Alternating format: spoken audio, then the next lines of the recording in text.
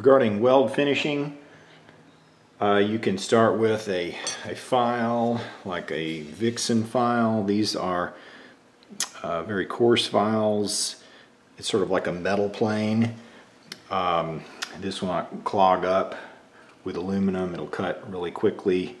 You could also use a flap disc according to whatever you may have. As you're filing along, removing the obvious extra metal, you might find it helpful to color along the seam with a Sharpie, which you're just going to use as a guide coat, and then that will help keep you from going too far as you remove material, because of course you're only trying to remove bead that is extra above the surface of the parent metal.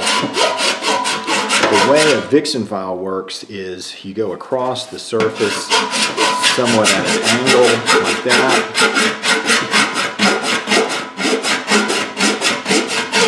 And as you're going along, you have to make decisions based on what that shiny metal is telling you. Is that just right? Is that high?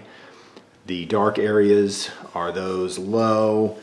You can either flip the panel over and hit it from the back to raise those, or you could put a dolly behind the back side of the panel. Just pick something that has a curvature similar to the panel that you have, and then you can hit on the outside of the panel with either a spoon or dolly, and that will stretch and raise those low areas. The only danger being that you stretch them too much and create a tumor. Then depending on how far you want to take your finishing from there, you would go up in grits of sandpaper, let's say 80, 180, 320, 600 if you were going to polish it. My assistant is running out of patience, but luckily we've got it welded. I did 2 torch welds and 2 TIG welds, and I filed those seams. I'm going to see if I can shine it up some more. I'd like to clean up the surfaces on this aluminum track nose some more.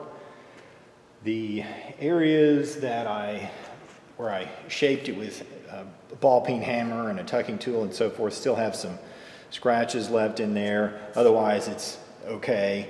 The areas where the weld seams are will require the most work. I filed those with a Vixen file. I anticipate probably using a DA like this with 80 grit, probably 180 grit, and then 320, 600, and then polish it. We'll do the 80 and see how that does. Keep in mind with any finishing project that as low areas become visible, you have to decide if you can safely file or sand, or if you need to hit that metal from the back to raise that little area, and that's just a judgment call each time. And then you can lightly hit it with a sanding block as you go to see if you're making any headway.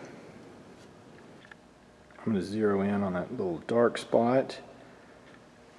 I hit the panel from behind in this area, and I'm going to lightly go across it with a Vixen file.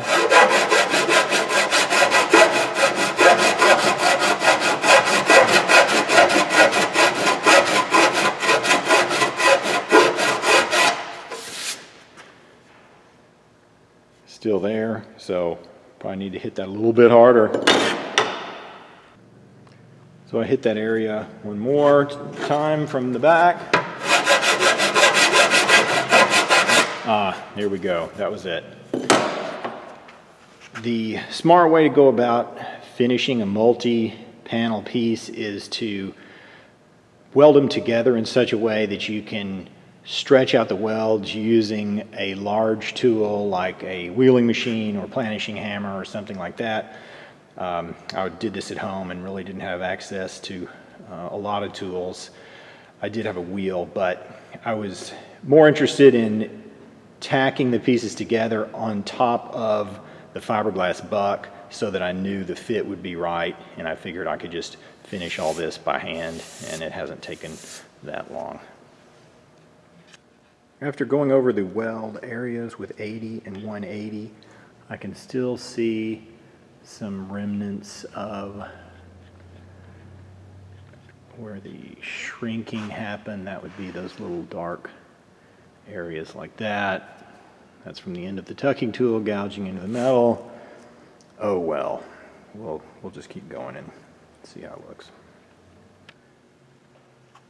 I've sanded some of the track nose. I did the weld seams with 80, 180, 320, and 600, at least on this side. And then I did the main body with 320 and 600. I can still see some marks in there, so I know it's not going to be like a mirrored finish, but oh well, let's move on. I'm going to polish it up with some of this compound. I've had really good luck with these from, it's called the Nuvite company.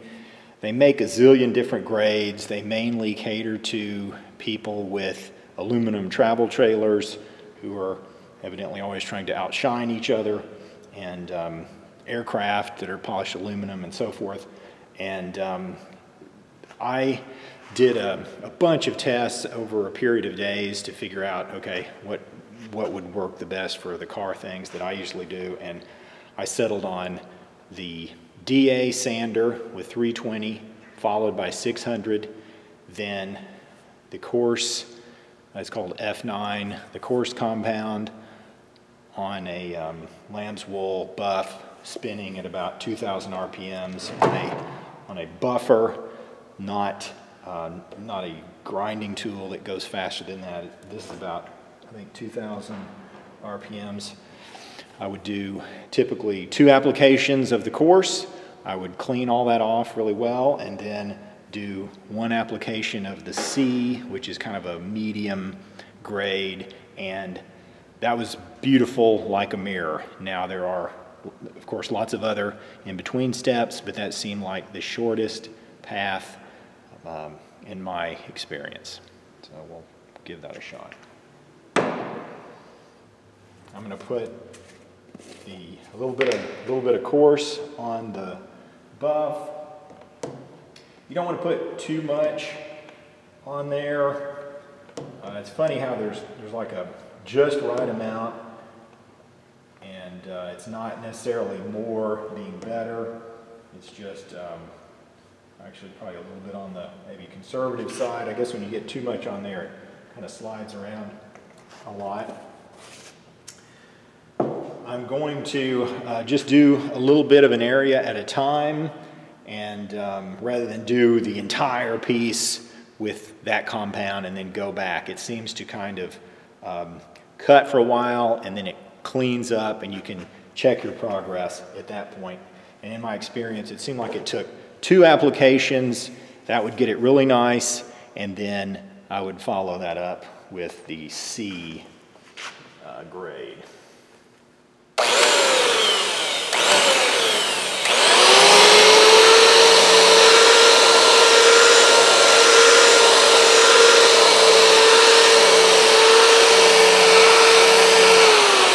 Another thing, you don't want to inadvertently catch the edge of your buff on the piece. Notice I have a rotation arrow on there. That means when I get to an edge, I want it rotating off an edge as opposed to into an edge. If you let it go into an edge, you'll probably only do it once because you're going to remember.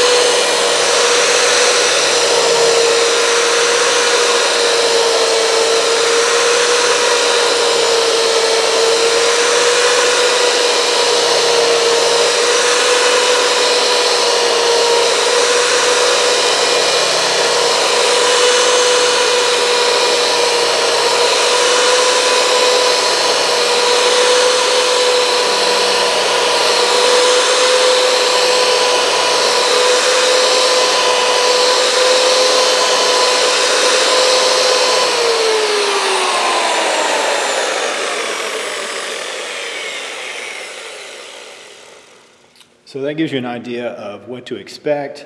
After you've done a round of buffing, inevitably you'll see things where you're disappointed, you have to go back and wheel it some more or planish it or probably most likely sand, any of those things, and it's just you go back to the most aggressive step as needed to fix that problem and then work your way back up through. If it was really rough, maybe 80 grit, 180, 320, 600, buff again, check it, and you just keep going until it's better.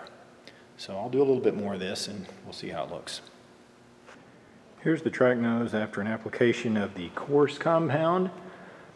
That leaves a haze that will be easily removed with the medium C compound.